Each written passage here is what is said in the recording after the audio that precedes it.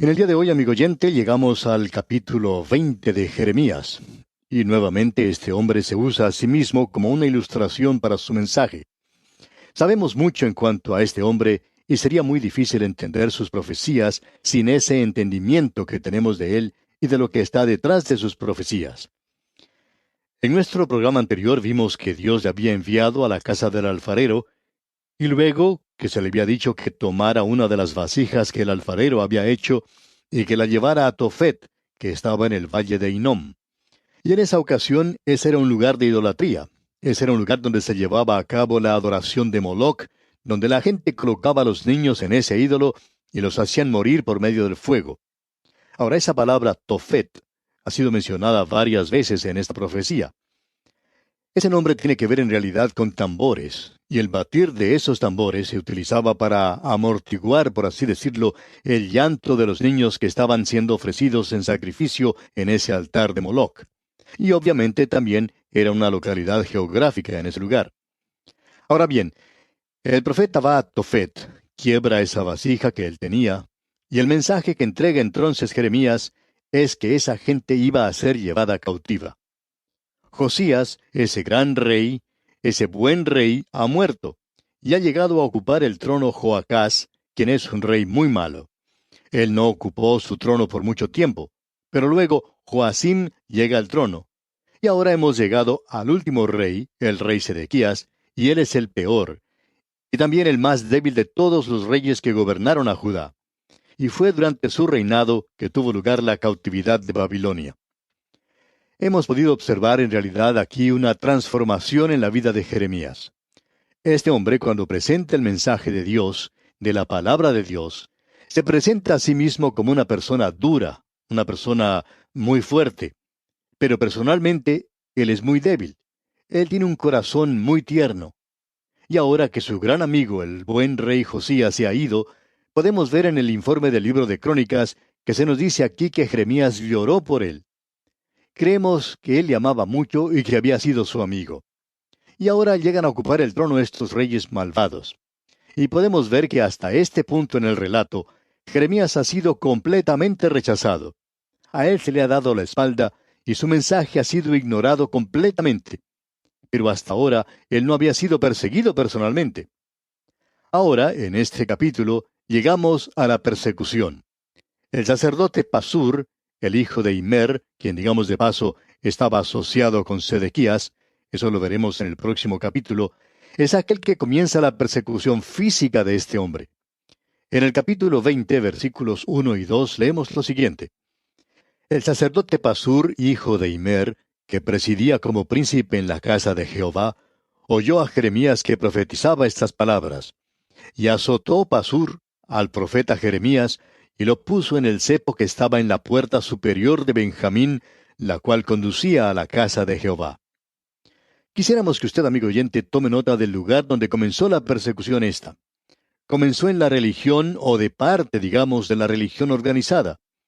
La palabra de Dios hoy está siendo estorbada mucho más de parte de la iglesia organizada, de la iglesia liberal que ha rechazado la palabra de Dios. Esta gente se jacta de su hermandad. Ellos siempre han estado buscando reunirse con personas de carácter un poco oscuro, quizá diríamos hasta tenebroso, y aún así ellos se jactan de su hermandad y de su amor por todos, y que ellos son tan tolerantes. Bueno, hemos descubierto que nosotros, como fundamentalistas, no somos tan bien aceptados entre ellos, y esta gente demuestra muy poco amor para con nosotros. Debemos decir que su tolerancia no es algo verdadero y que su gran preocupación no es algo cierto. Debemos decir que la persecución y el estorbo del Evangelio proviene de cosas así hoy. En algunas ocasiones hasta se ha tratado de quitar programas como estos de estaciones comerciales de parte de la religión organizada. No nos hemos enterado de que la industria licorera haya tratado de hacer esto contra programas como este. Tampoco nos hemos enterado de que se haya tratado de quitar del aire programas como este por algún grupo político. Pero sabemos que esto ha ocurrido con algunos grupos religiosos. Así es la persecución de la palabra de Dios. Comienza de parte de la religión organizada. Y este hombre Jeremías ahora es perseguido físicamente. En el versículo 3 del capítulo 20 leemos, y el día siguiente Pasur sacó a Jeremías del cepo. Le dijo entonces Jeremías, Jehová no ha llamado tu nombre Pasur, sino Magur Misabib. Ese es un nombre muy difícil, digamos de paso, pero significa terror por todas partes. Y eso significaba terror para Pasur, y también significaba terror para todos aquellos relacionados con él. Y en el versículo 4 leemos, Porque así ha dicho Jehová, He aquí haré que seas un terror a ti mismo y a todos los que bien te quieren, y caerán por la espada de sus enemigos, y tus ojos lo verán.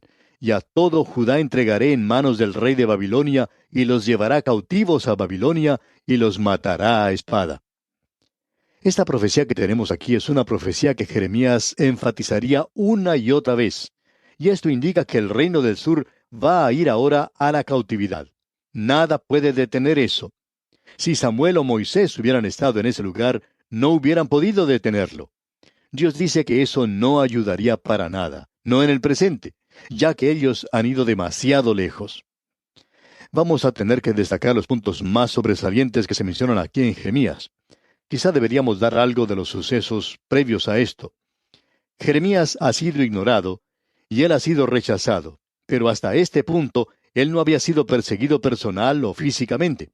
Pero ahora eso está ocurriendo. Y a causa de todo esto, y después de todo este mensaje está quebrantando su propio corazón, él decide que él va a presentar su renuncia. Y uno no puede menos que simpatizar con este hombre. Él no es indiferente a lo que está ocurriendo. Él siente esto personalmente y está acabando con su propia fortaleza. Y pensamos que este hombre Jeremías está casi sufriendo un colapso nervioso. Notemos lo que dice aquí en el versículo 9 del capítulo 20. Y dije, no me acordaré más de él, ni hablaré más en su nombre. No obstante, había en mi corazón como un fuego ardiente metido en mis huesos. Traté de sufrirlo y no pude. Lo que él está diciendo aquí es sencillamente lo siguiente. Este mensaje está rompiendo mi corazón, y todo lo que yo he logrado por presentarlo es la persecución de los líderes religiosos y el rechazo del pueblo. Por tanto, estoy presentando mi renuncia. Pero él dice que cuando él trató de renunciar, la palabra de Dios era como fuego en sus huesos. Él dice que tuvo que hablar de eso, que no podía soportarlo. Y amigo oyente, es la señal o la marca del hombre que está presentando la palabra de Dios hoy. ¿Qué es lo que usted siente en cuanto a él?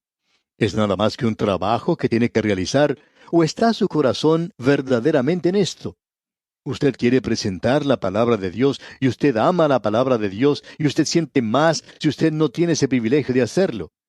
Amigo oyente, y mientras usted no sienta eso, no estamos muy seguros que usted debería tratar de presentar la palabra de Dios.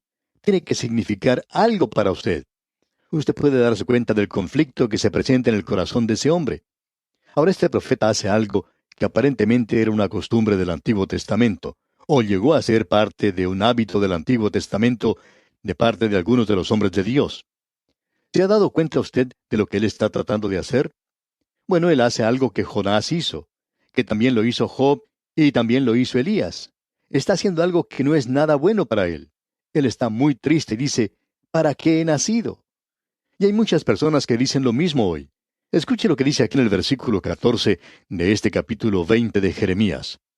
Maldito el día en que nací, el día en que mi madre me dio a luz, no sea bendito. Este hombre se está odiando a sí mismo. Él ni siquiera quería haber nacido. Y en el versículo 15 continúa, Maldito el hombre que dio nuevas a mi padre diciendo, Hijo varón te ha nacido, haciéndole alegrarse así mucho. Y luego en el versículo 18 añade, ¿Para qué salí del vientre? ¿Para ver trabajo y dolor y que mis días se gastasen en afrenta? Y se vuelve a repetir la misma historia. ¿Para qué he nacido? Elías se sentó debajo de un enebro y deseaba morir. Y él dijo, quítame la vida. Encontramos también que Job quería morir. Él maldijo el día en que había nacido. Y Jonás, él está muy desalentado también, y él quería morir. Bueno, el desear que uno no haya llegado a nacer es una de las cosas más insensatas que uno puede desear, amigo oyente, porque usted ya ha nacido, y no hay nada que uno pueda hacer en cuanto a eso. Usted puede desear todo lo que quiera morir, y no va a morir solo por desearlo. Nadie ha muerto utilizando ese método. Pero el profeta se encuentra muy desanimado. Aquí tenemos a Jeremías, Uno siente como que sería bueno poner nuestro brazo debajo de su hombro y tratar de animarlo un poco. Pero amigo oyente, este hombre desea presentar la palabra de Dios. Ahora, en el capítulo 21 llegamos al reinado de Sedequías. Este es el último rey. Esto ocurre inmediatamente antes del cautiverio babilónico, y usted no va a encontrar un mensaje más duro que el que se presenta aquí. Y este mensaje es presentado en los capítulos 21 y 22. Escuche lo que dicen los versículos 1 y 2 del capítulo 21 de Jeremías. Palabra de Jehová que vino a Jeremías cuando el rey Sedequías envió a él a Pasur, hijo de Malquías, y al sacerdote Sofonías, hijo de Maasías, para que le dijesen: Consulta ahora acerca de nosotros a Jehová, porque Nabucodonosor, rey de Babilonia, hace guerra contra nosotros. Quizá Jehová hará con nosotros según todas sus maravillas, y aquél se irá de sobre nosotros. Es interesante notar lo que hizo Sedequías. Cuando él estaba en un verdadero problema, ¿a quién se dirigió? Él fue al hombre que él bien sabía estaba dando la palabra de Dios y dejó de lado a Pasur y a sus amigos. Él no fue a la religión organizada.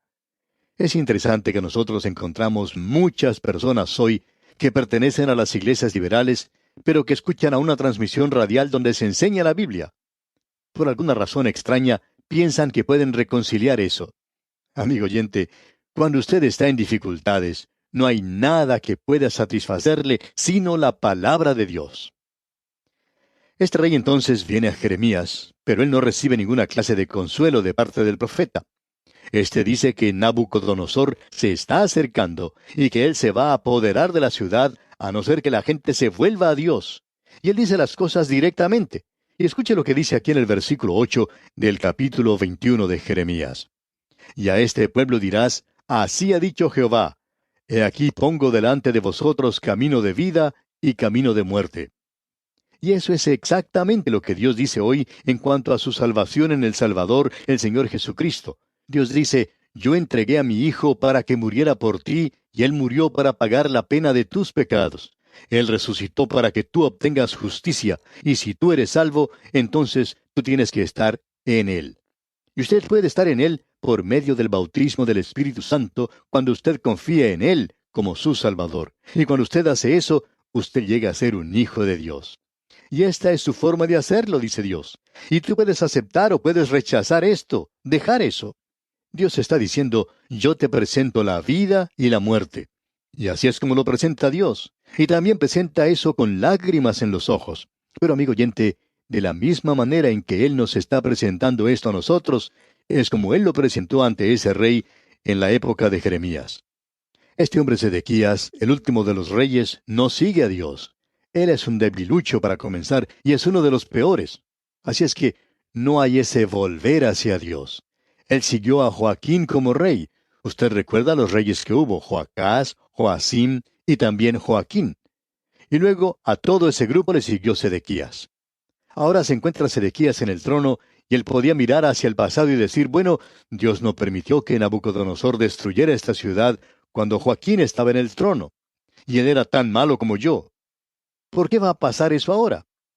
Y comenzando ahora con la lectura del capítulo 22, versículo 14, y siguiendo hasta el versículo 30, encontramos uno de los juicios más duros que se haya pronunciado en la palabra de Dios.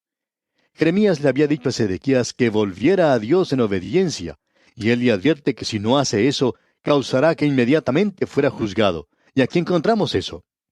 Este es el juicio más duro que Dios ha pronunciado, aún peor que el de Caín o del que pronunció el Señor Jesucristo sobre Judas. Esto es en realidad algo terrible, y es una de las profecías más destacadas en la palabra de Dios. Escuche lo que dice la primera parte del versículo 24 de este capítulo 22 de Jeremías. Vivo yo, dice Jehová, que si Conías, ahora Conías es Joaquín, y también se le llama Jeconías. Pero, ¿por qué no se menciona la sílaba G aquí? Bueno, Dios le quitó su nombre, Jehová, a este rey. Dios dice: no quiero que ese hombre sea identificado conmigo. Él dice en el versículo 24, Vivo yo, dice Jehová, que si Conías, hijo de Joacim, rey de Judá, fuera anillo en mi mano derecha, aún de allí te arrancaría. Dios está diciendo: si él hubiera sido un anillo en mi dedo, yo lo tomaría y lo arrojaría.